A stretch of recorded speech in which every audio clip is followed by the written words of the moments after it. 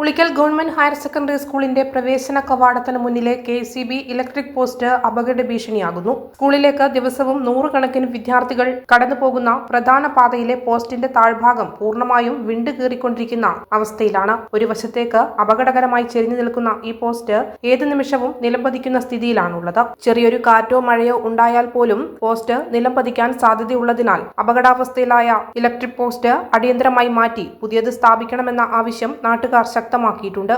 കുറേ കുട്ടികൾ ഇങ്ങനെ വന്നുകൊണ്ടിരിക്കുന്നതാണ്. ഇപ്പോൾ ഈ പോസ്റ്റ് ഇങ്ങനെ നിൽക്കുന്നത് നമ്മൾ പണ്ട് വർഷങ്ങളായിട്ട് വന്ന് പറഞ്ഞോളൂ. ഈ ചെരിഞ്ഞ് നിൽക്കുന്ന ഇത് പൊട്ടി വീണ്ടുണ്ടെങ്കിൽ ഭയങ്കര അപകടം വരില്ലേ? അത് നമ്മൾ നോക്കേണ്ടത്, അത് സ്കൂളിൻ്റെ അധികൃതർ അത് നോക്കേണ്ടതല്ലേ? അതാണ് ഇപ്പോൾ നമ്മൾ ഇപ്പോൾ പറഞ്ഞത്. ഈ വളഞ്ഞിങ്ങനെ നിൽക്കുന്നു. ഇത് എത്രയോ നാളും അല്ലേ? വർഷങ്ങളായിട്ട്